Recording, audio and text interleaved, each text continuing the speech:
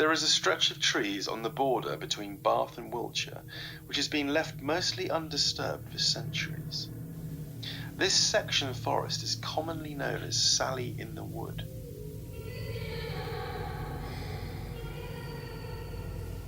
The name, it is generally agreed, comes from a girl they call Sally, who lives, or rather, to be precise, does not live, but in some form resides upon that lonely strip of road.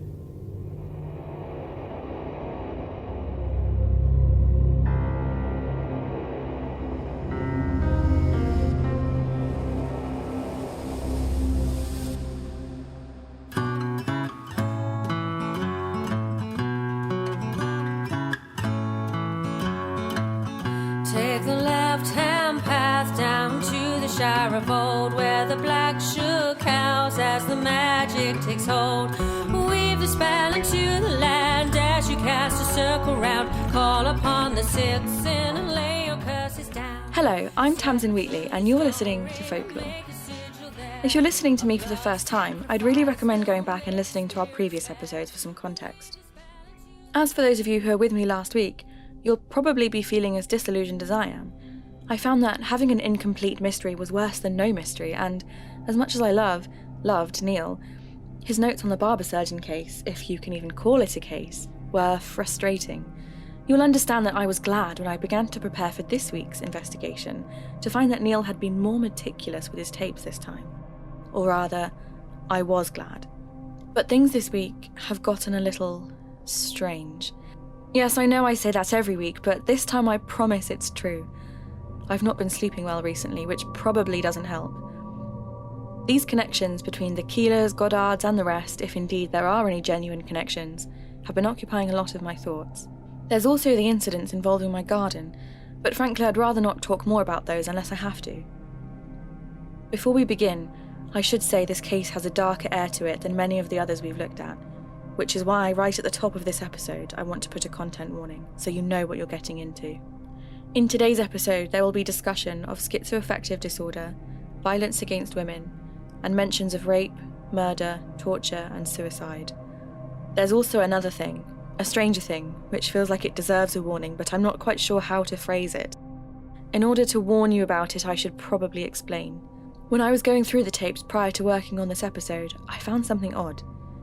Kneale had left behind 2 tapes, both labelled Sally in the Wood and dated the same day. One contained an interview with a young woman, which we're going to hear next. The other I'm going to refer to as the second tape, and I don't think it's for the faint of heart. Maybe don't listen to this episode too late at night.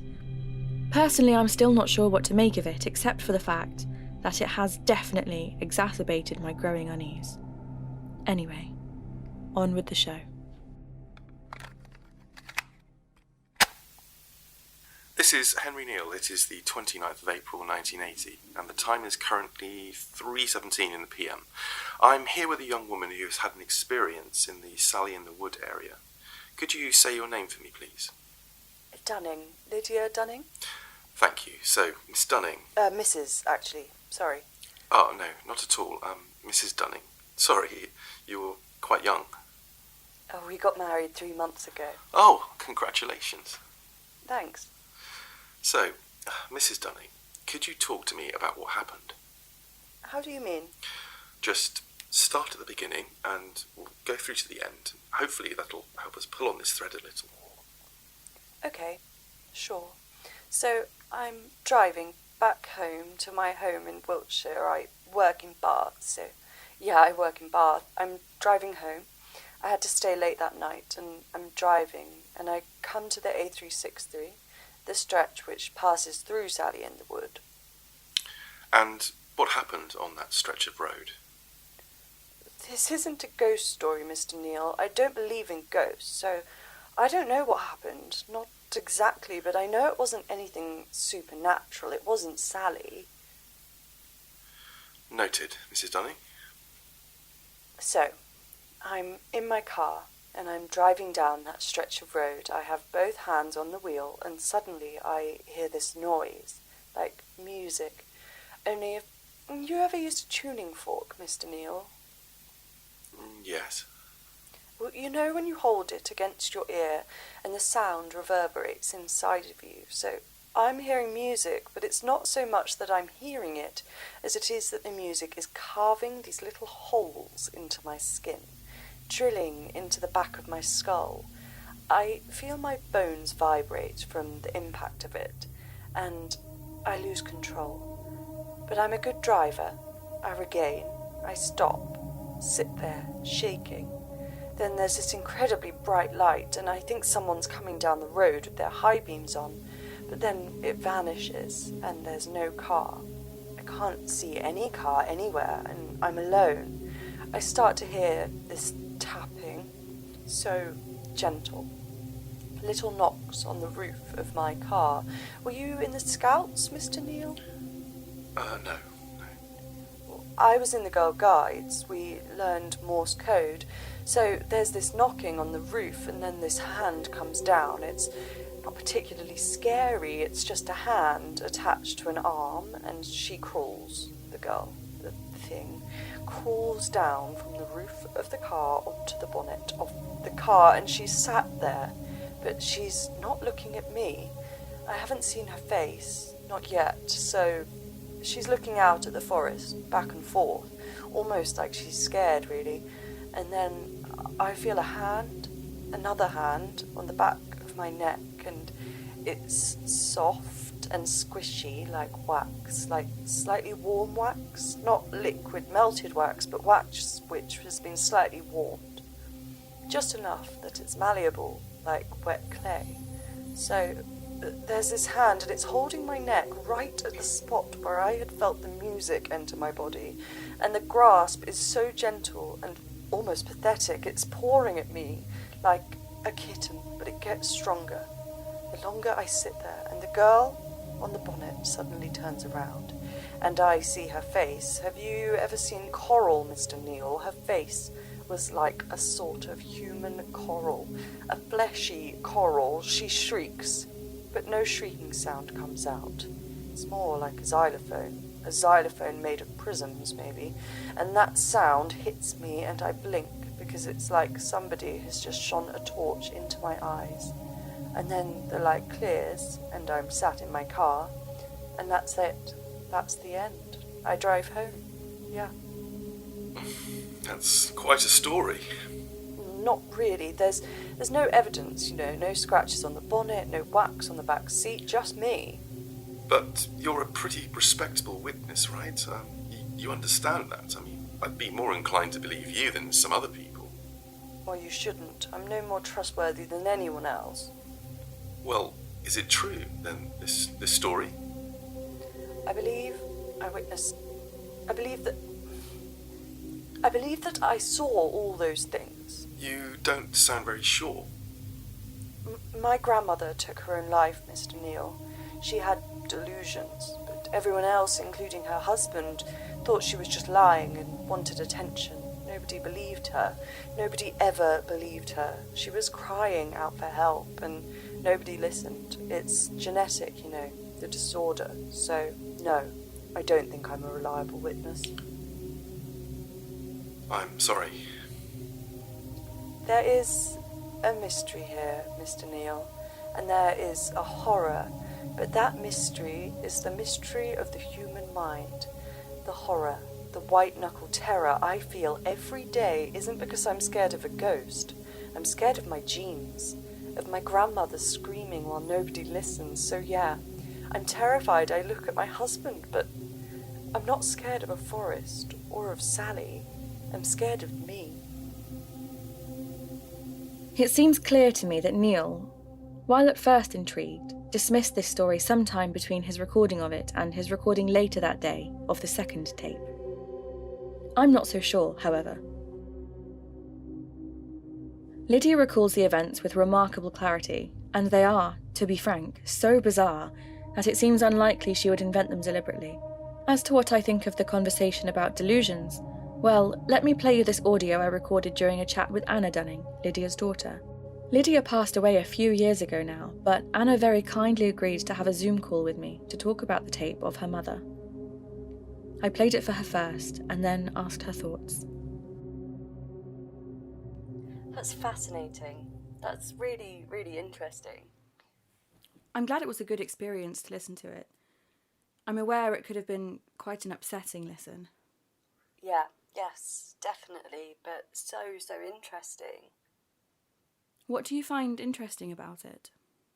Two things. Firstly, my mother never had schizoaffective disorder, delusions. Oh, okay, and you're sure?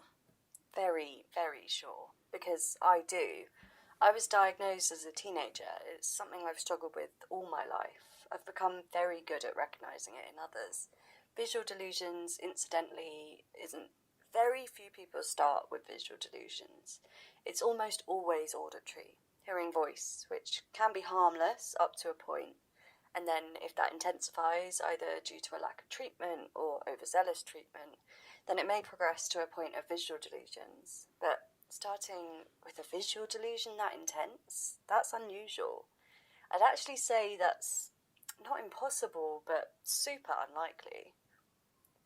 Okay, wow, that puts a new spin on things. Yeah.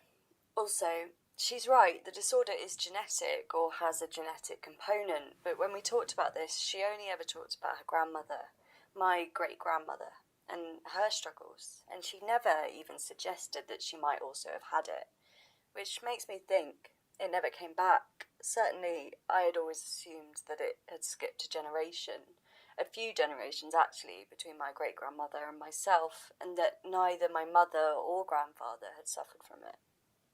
So, obviously that's really compelling and raises a lot of questions. What was the other thing you were going to tell me about? Well, the second thing is that my mother never told me this story, but she did tell me about another story. In fact, it became an oft-told tale in my house, which is that I was born in Sally in the Wood. No way. Yeah, so there were complications when I was born, and my mother had to be redirected in the ambulance to the RUH in Bath. And that took them right through Sally in the Wood, and I was born in the woods, which is a really odd coincidence. Also interesting, potentially, is that my great-grandmother, who sadly died by suicide, she lived in a cottage not far from Brown's Folly, which is the area surrounding the A363. I don't know why my mother didn't mention that. That feels like a weird thing not to bring up. Maybe she didn't think it was relevant. Maybe she forgot. Maybe she didn't know at the time or hadn't quite realised just how close my great-grandmother's house was to the woods, yeah. So those things all feel really weird. Listening to that story and the fact she never mentioned it to me, even after I'd been diagnosed with schizoaffective disorder, that feels strange. And I can't explain that part of her behaviour unless towards the end of her life she stopped believing that what she witnessed was a product of mental illness and started believing there was another cause. I'm not saying a supernatural cause necessarily. My mother was very religious, so that may have been a part of it. I don't know. I don't have any answers for you, but I really want to thank you for providing me with this, because it's wonderful to hear her voice again, basically. Even if she is describing some just like absolutely nightmarish scenes, it's great to hear her voice. Yeah, thank you. Thank you.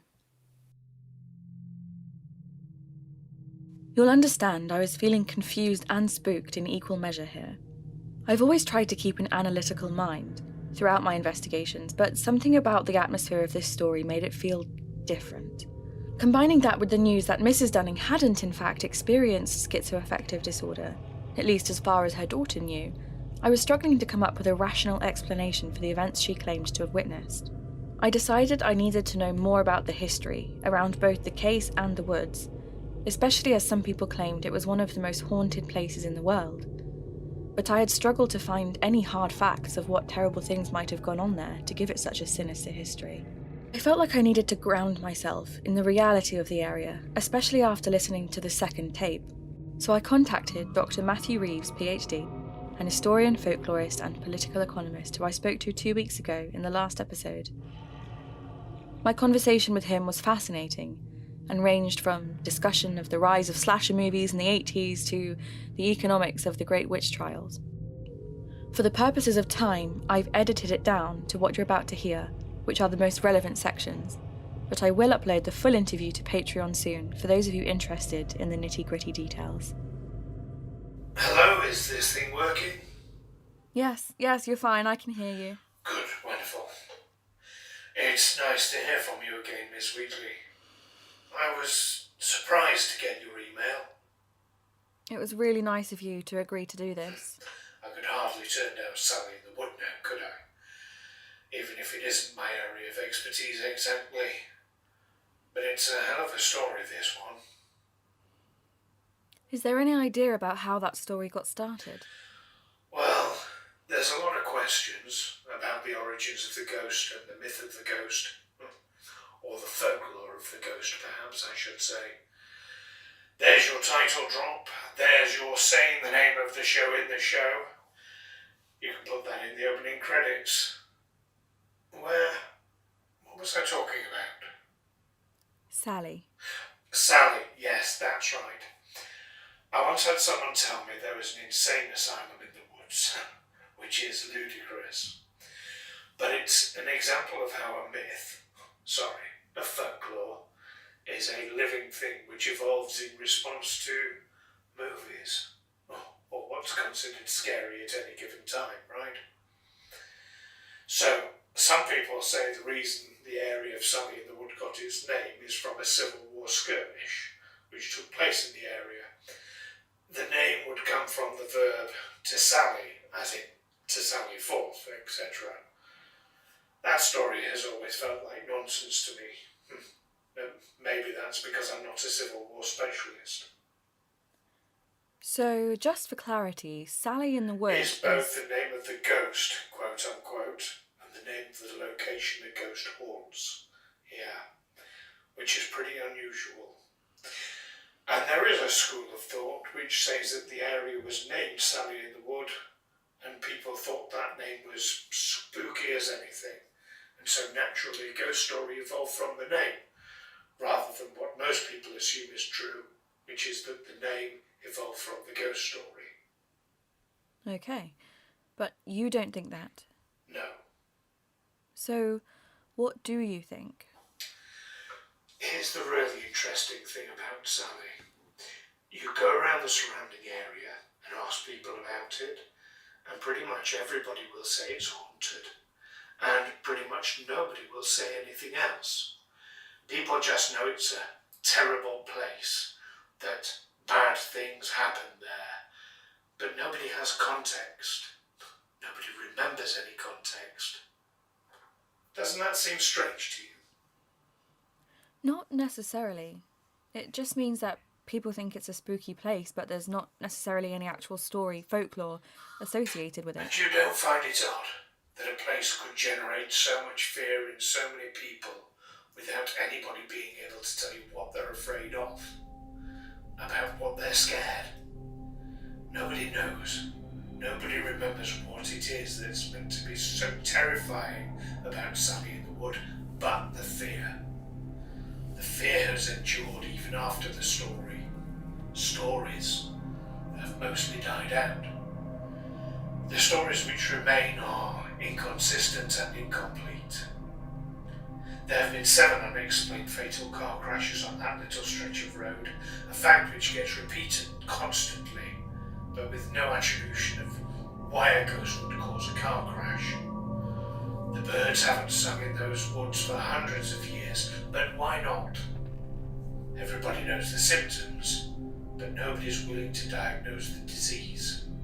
Is it a demon? A ghost? Whose ghost? What kind of demon? None of it holds to any sort of logical consistency.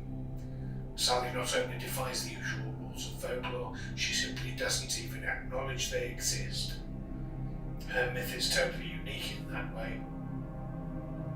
So what do we know then?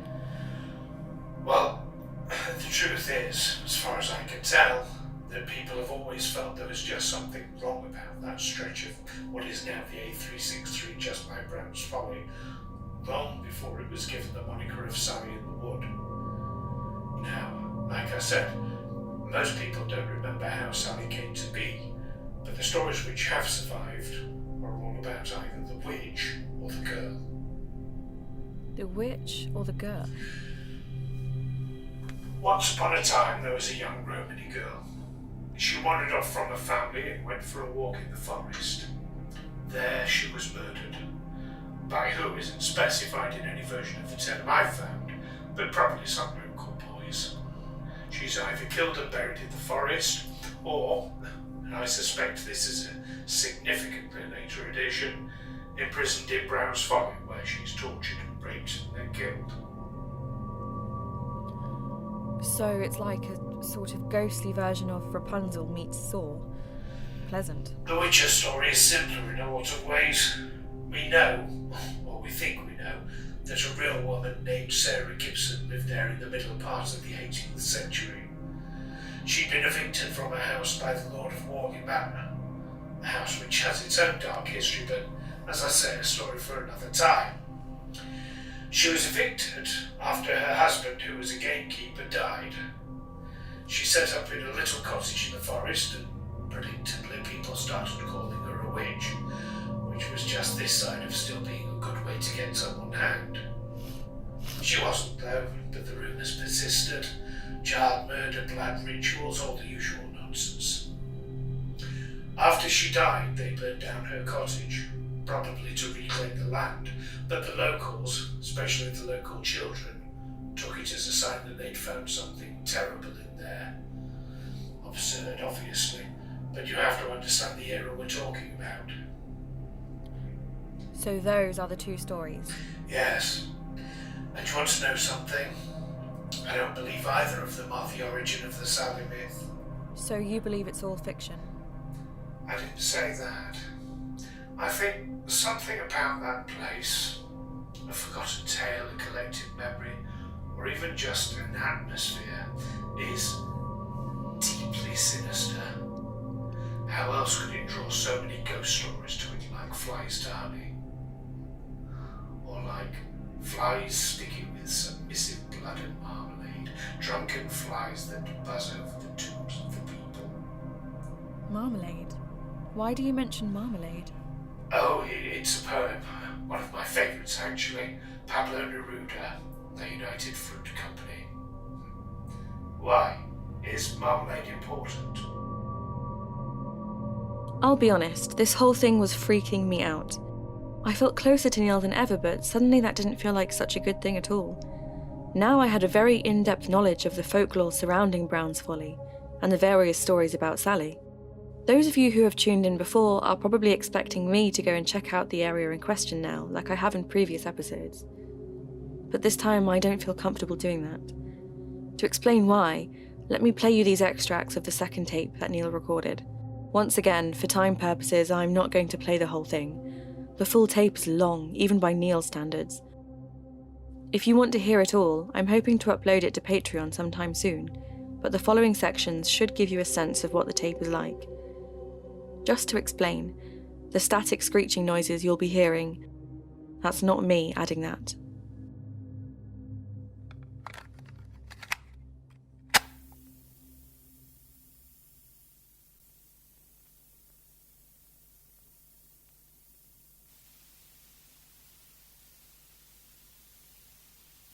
This is Henry Kneale. It's the 29th of April 1980. Just approaching 10 o'clock, and it's pretty dark now.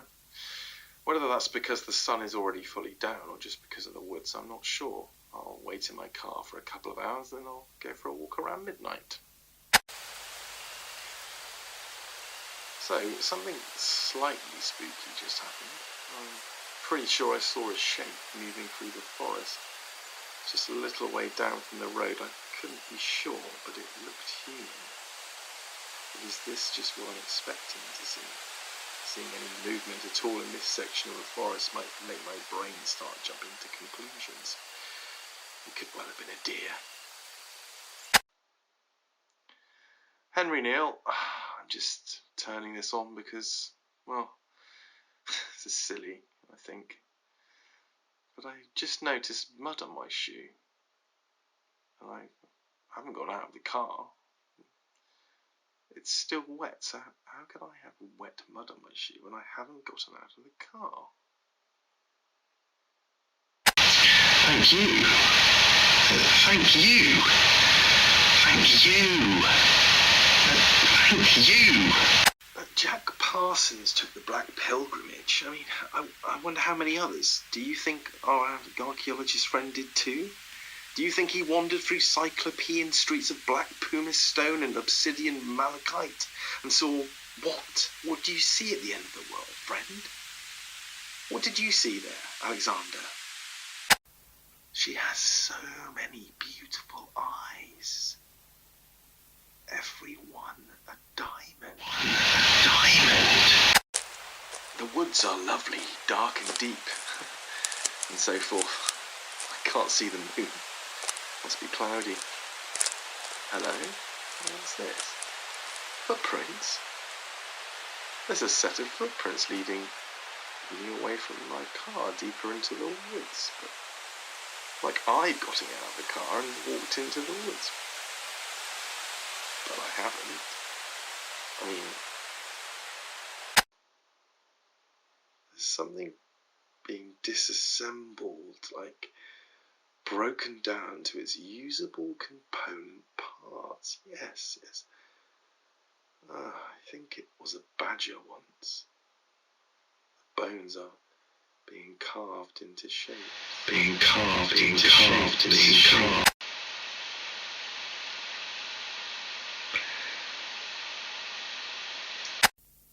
People say that ghosts get trapped in ley lines, trapped in perpetual loop like the needle on the grooves of a gramophone. I thought, if I'm going to see Sally anywhere, I need to find a line.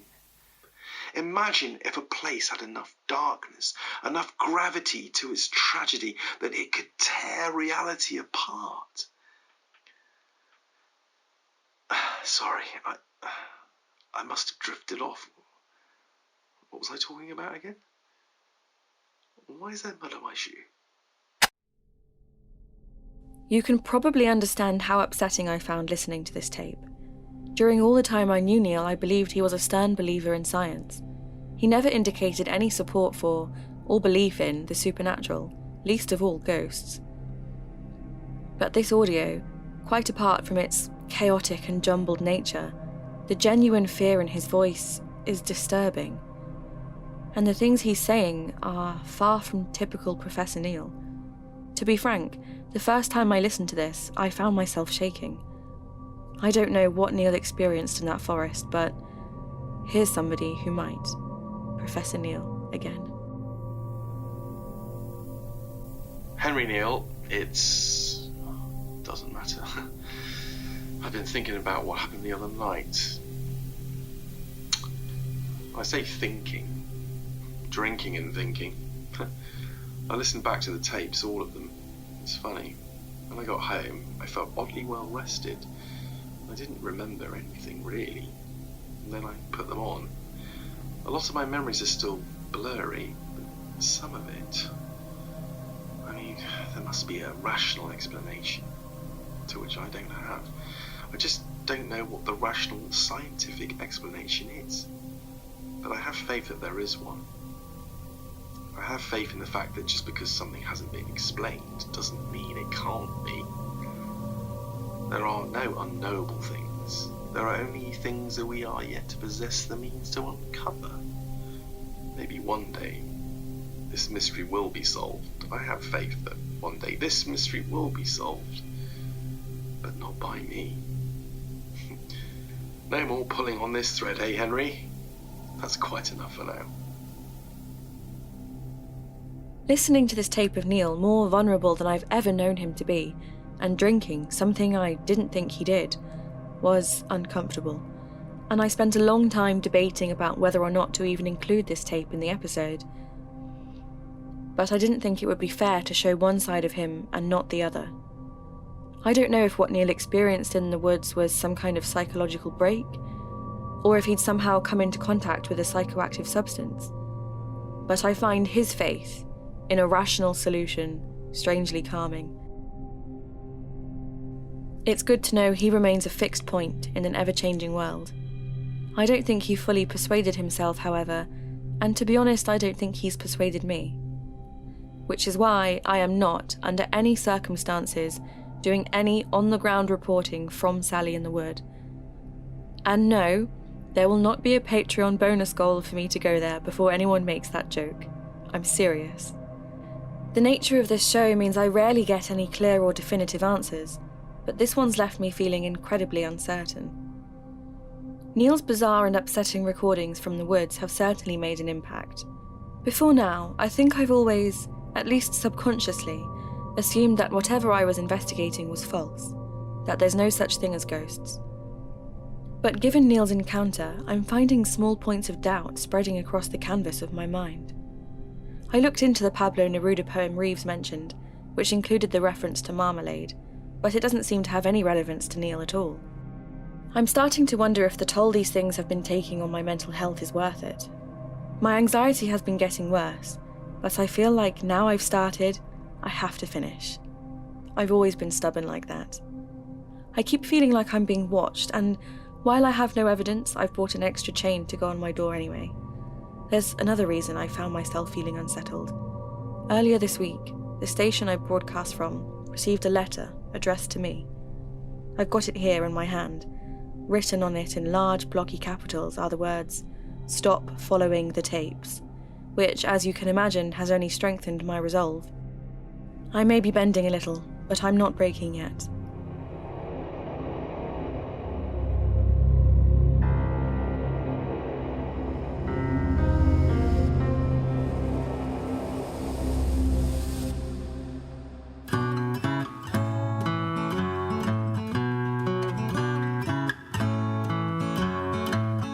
Take the left-hand path down to the Shire of Old, where the black shook cows as the magic takes hold. Weave the spell into the land as you cast a circle round. Call upon the six sin and lay your curses down. Thank you for exploring this mystery with me, Tamsin Wheatley. You've been listening to Folklore. To get in touch and share your thoughts, please search at folklore_pod on Twitter, or find our official Facebook page. If you've enjoyed the show, please like, share and subscribe, and give us a review on Apple Podcasts or wherever you found us to help us reach even more listeners. You can also join in the discussion over on our official Folklore Facebook group, or you can support the show and help make magic happen over on Patreon. And in exchange, you'll get access to all kinds of exclusive content, including some behind-the-scenes snippets, bonus stories and extra interviews. Join me again in 2 weeks, when I'll be at Oddstock Church investigating the centuries-old tale of a hanged man, a cursed door, and superstition so strong that it gripped even the Bishop of Salisbury himself. With the hand of glory from the King's Mount, I evoke the quarters to the west gates of hell. Take the left-hand path down to the Shire of Old, where the black shook cows as the magic takes hold. Weave a spell into the land as you cast a circle round. Call upon the six